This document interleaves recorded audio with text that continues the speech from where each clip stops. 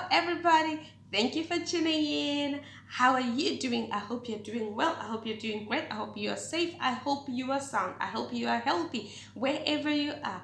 I am Jackie, and this is The Talk with Jackie. Thank you so much for tuning in today. If you're a returning subscriber, Hala, thank you for coming back. And if you are new to this channel, thank you so much for passing through, or thank you so much for popping in. And I hope that you're going to subscribe and you're going to be a returning subscriber on my next video. Thank you so much for coming. So don't forget to like, comment, and share this video with anyone that you think they might be interested in hearing what I'm going to say today. So anyway, without further ado, let's move on to what we're going to be talking about today. So today we're going to be talking about wait. Slow down before I get into what we're going to talk about today. My previous video was about talking about depression, so we spoke about depression, blah blah blah.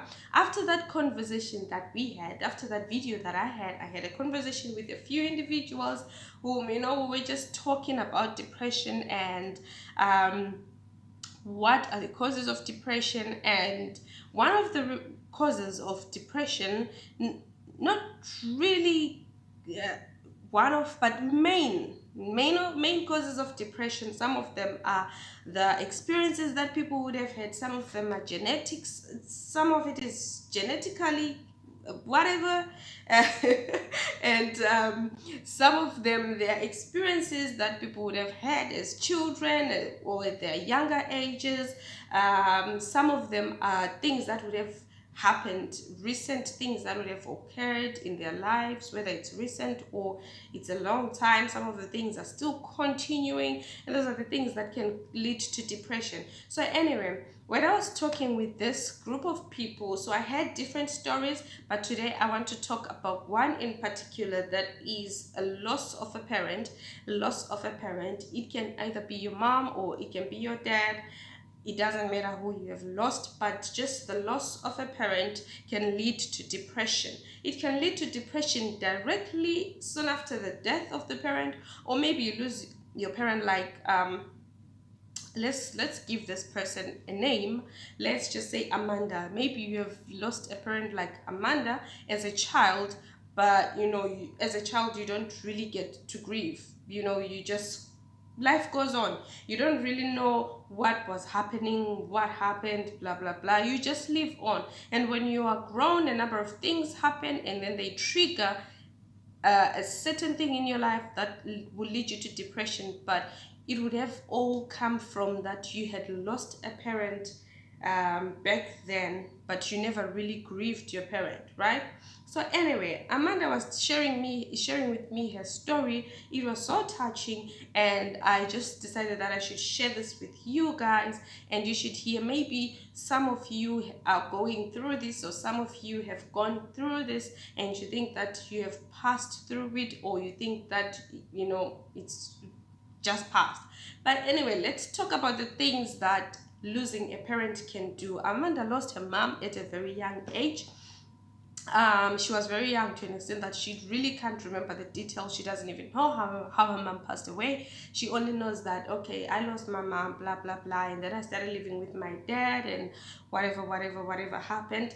But let's focus on what losing a parent will do to a person, what losing a mom did to Amanda, right? So she pointed out a few things. I might not be able to capture everything, but however, I'm just going to share as much as I can with you guys, what I remember that she said, or the things that I feel like they are very important, and oftentimes we don't really focus on them, or we don't really pay attention to them. We don't really give ourselves time to heal from the fact that I've lost a parent, and then those things, they just come and then they haunt us later on, right? So anyway, losing a parent, according to Amanda, what it did to her, one, it's a number of things, as I said. However, the first point that she gave me was that it left a big void in her heart, and that happens to us all. If you lose a parent, you have this emptiness that is left in you. Some people don't feel it. It depends again with the bond that you had with your parent. um or sometimes it just doesn't, even if you're not so close to your parent, but I mean, it was a mom, so it's a mother. Everybody gotta feel that void, so she felt this emptiness in her, but because she was a child, she didn't really like see it at a younger ages. She didn't really experience that, I'm empty, because immediately when she lost her mom, her dad made sure that he tries as much as he could to spend much time with her, so that she doesn't really feel that I've lost a mom, or actually realize that I don't have a mom, right? That was during the first years, but then it got to a time where she couldn't stay with her dad anymore. She had to go to school and stuff like that, so she had to go and live with her grandmother. That emptiness that was in her, later on as she grew, it then opened up, and then she started going through stuff where she then realized that, what, all this, it's because I don't have a mom. For example, when she was in primary school, when she was playing with other kids, in primary school, we break a lot. We talk, my mama did this for me, my mama did that for me, my mama this, my mama that, my mama that. That period, from that very young age, where other kids started talking about their parents, talking about their mothers, the experiences they had, she started feeling that void more, that, what, I don't really have experiences. I don't even have anything to say about my mom, because I don't have the mom. I don't even know my mom. I don't even remember my mom. So from that young age, she started feeling void and bitter about that. The more the other kids spoke about how they felt or what experiences they had with their parent, the more she felt bitter about not having a mother in her life. But she couldn't tell anybody. Her dad was far away, and she had siblings, but her siblings also were just far away. She just didn't have anyone to open up to and tell them that, what, other kids are talking like this, other kids are saying this, other kids are going through this with their moms, and I don't get that experience, and it makes me sad or anything. She didn't get to speak out about how she felt about losing her mom. So she just later on developed a coping mechanism that, what, it's okay, I lost a mom, whatever, what, and she lived her life like that. But that emptiness that was in her was never filled, and nobody could feel it. She had friends, she had people around her, but nobody could fill that space of a mother in her heart, that, what, okay, I feel like now I have someone who represents my mother. Someone who she can also share experiences and tell her friends that, what, my mom and I did this, my mom and I did that. She didn't get to have that, but she developed a coping mechanism that made her go through the days, from childhood, from primary school, secondary school, high school, until, at a later age, she just lived like that, with that emptiness. She found a way of that, what, I'm just going to ignore it. I don't have a mom, so what? But however, that becomes an emptiness, and you leave it like that.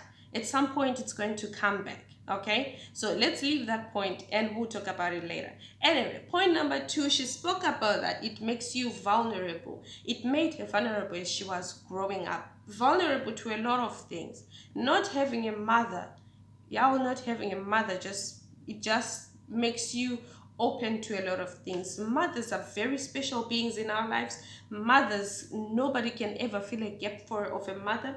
Nobody can ever do all the duties of a mother. Of course, people can try. People can try to cover up for that. Okay, you don't have a mom, I'm gonna buy you clothes. Okay, that doesn't count. You don't have a mom, okay, it's fine. When you're sick, I'm gonna take you to hospital.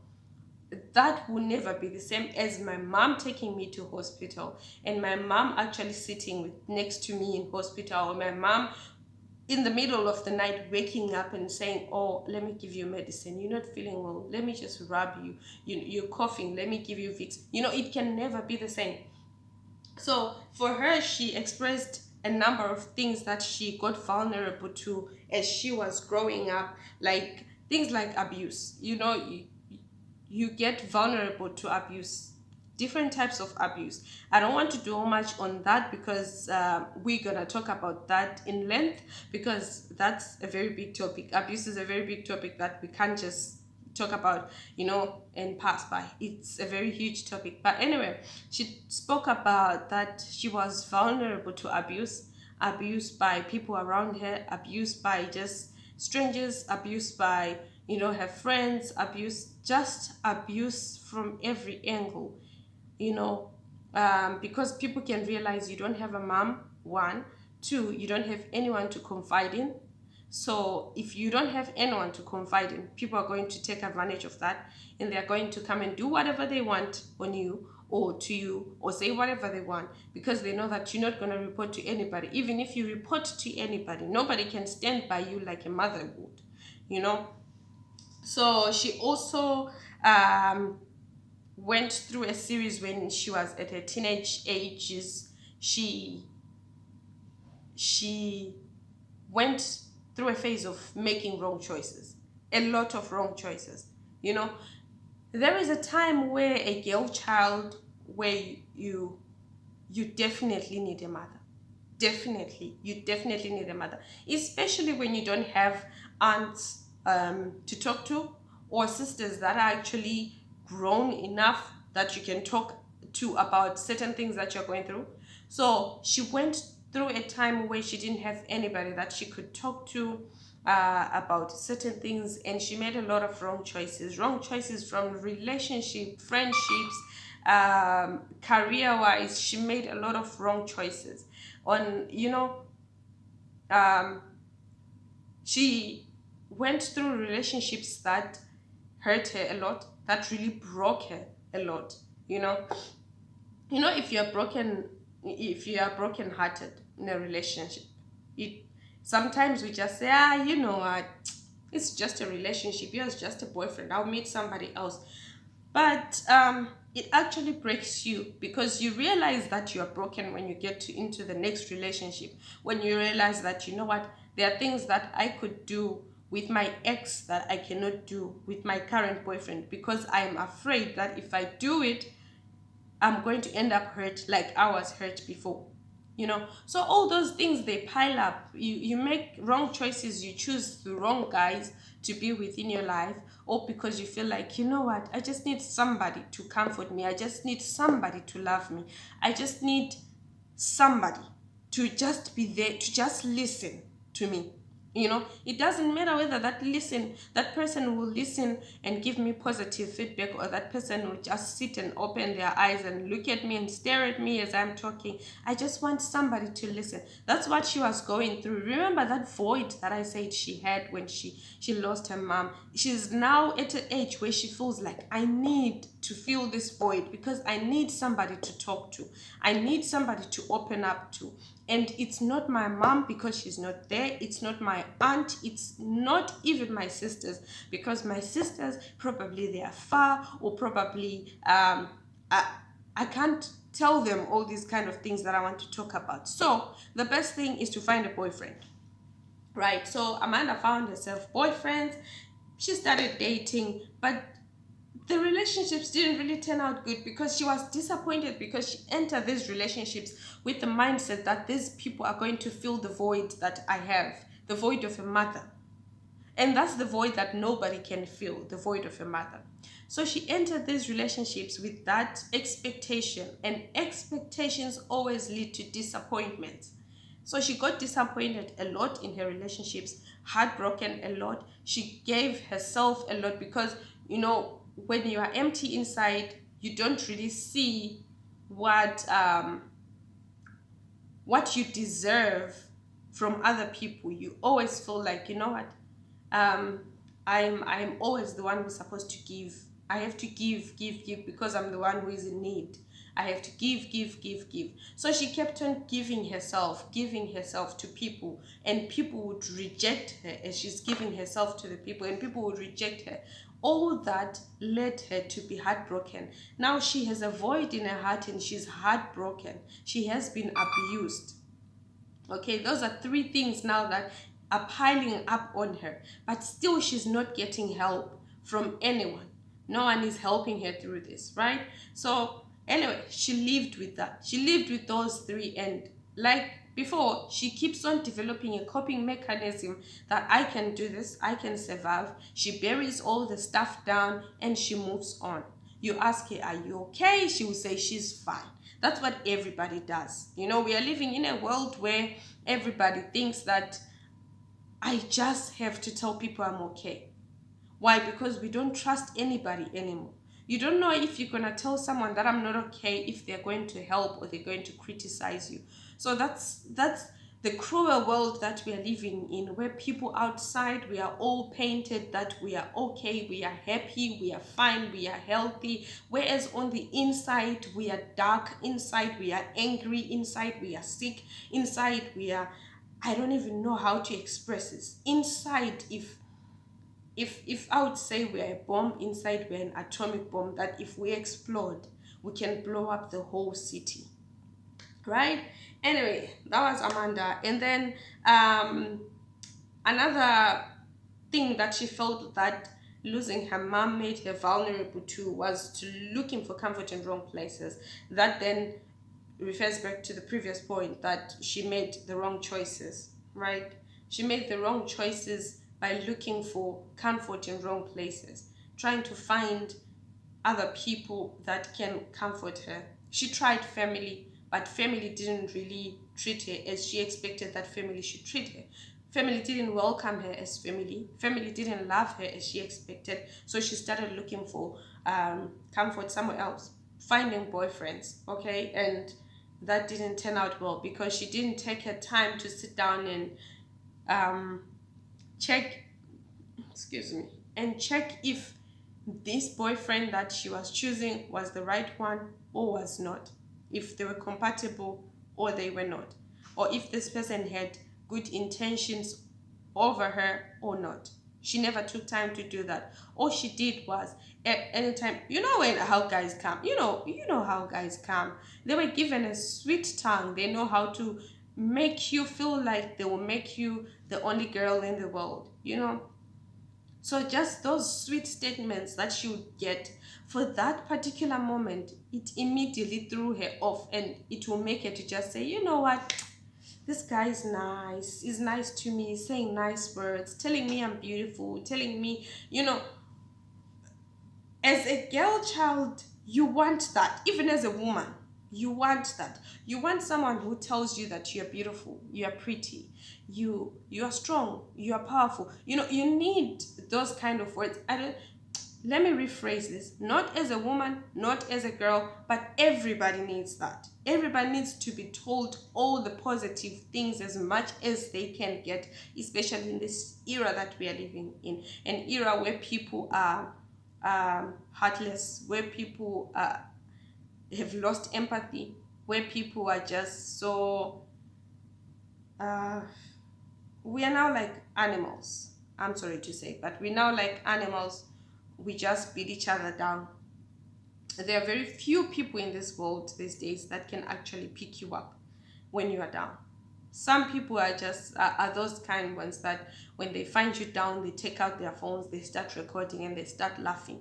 That's beating you down more. It's not helping you to come up, okay? So that, if you hear, when you are in that kind of society and you hear one person, just one person in the crowd saying that you are beautiful or get up, you can do it, that one voice, you immediately think that this person is on my side, okay? You immediately think this person is on my side, but you don't really know if they are on your side, okay? So yeah, that was that. And she also mentioned that losing a mom made her lose confidence in herself. She lost confidence in who she was, in the things that she can do. She lost confidence in she just didn't have faith in herself. She didn't have faith in that, you know what, I can make a choice to get up tomorrow and go to university and study, and I will make it. She didn't feel like that anymore. She couldn't feel like that because she always felt like, you know what, I'm that child who just doesn't have a mom. You know, at some point, I might be able to start, but at some point, something is going to beat me down and my mom won't be there to pick me up. You know, so she lost confidence in herself. She lost self-esteem to believe in herself, what she could do, what she could be capable of doing. She just didn't have the confidence in her own abilities. Even if people told her that, you know what, you are so good in math, you can, you know, you can just study math in your A level and you're gonna make it and go to varsity, study sciences and stuff like that. She just didn't believe in herself anymore about all those kind of things. Now, why is she no longer having this confidence and self-esteem? It's no longer about losing her mother. It's now about, one, losing a mom, having a void in her heart that nobody can fill, making the wrong choices as she was growing up, not having anyone who believes in her or anyone who tells her that you can do it, not having anyone to rely on or anyone who can actually stand by her and say, you know what, you can fail 10 times, I'll still be there. You can fail 100 times, I'll still be there. I'm going to be there to pick you up. I'm going to be there to wipe your tears when you cry. She just went from disappointment to disappointment to disappointment to disappointment. Okay, so that made her lose her confidence in herself. She didn't trust the choices that she can make because of the choices she has made before that have not been good choices. So she thought, I've made wrong choices. I don't know anymore if I can make another choice and it's gonna be a good one. You know, she was just skeptical about everything, which just delayed her from becoming the person that she can be because she just couldn't make up her mind on what she can or what she cannot do. So, you know, all those things, they pile up and pile up and pile up. And then at a later stage, you then have one strong hit on you, one blow, and it just leads you directly to depression. It just shoots you to depression, you know, because you just have a lot of things that are inside of you that you have piled up, and you have, you know, you have built this cocoon, you have built this shell around those things, you have protected them inside of you, you have kept them and protected them, and you feel like, you know what, these things, I'm just gonna keep them here. I mean, even if I want to remove them, where am I gonna put them? Who am I going to take this to? You know, it just has to stay on my shoulder, it just has to stay in me. But then when that one blow comes, it just hits you directly to depression. It's not only about that one blow that came. Okay, let's put the blow being like you lose your job in the middle of a pandemic. Okay, that one blow, you don't have a job, it's pandemic, you can't find another job. Okay, that and all the other things that are held inside of her, they just broke her to depression. They just led her right through to depression. So that was Amanda's story that I felt I should share with you guys. That, you know, as we walk out there, please be kind to everybody. You don't know what people are going through. Really, you don't know what people are going through. You might have known someone for 5 good years, and you know that there is nothing bad that you have seen happening in their lives, but you don't know what happened in their lives 5 years before that. You don't know. Okay, you might see someone, they are prospering, they have a nice job and whatever, a beautiful house, and you think, you know what, I can say anything to them. They just have it easy, their life is beautiful, their life is amazing, but you don't know what that person is holding inside. Maybe that one wrong word you are going to say is going to break that person, because everybody is wearing a face that says, I am okay, I am fine, I am strong. You know, it's just faces that people are wearing. Don't just judge a book by its cover. Don't just say because somebody looks okay, they're always happy, they go to parties, they turn up, everything is fine, or you see them in church, they're happy, they're worshiping, what, that doesn't mean that the person has fully healed. Even if it's people in church, especially people in church,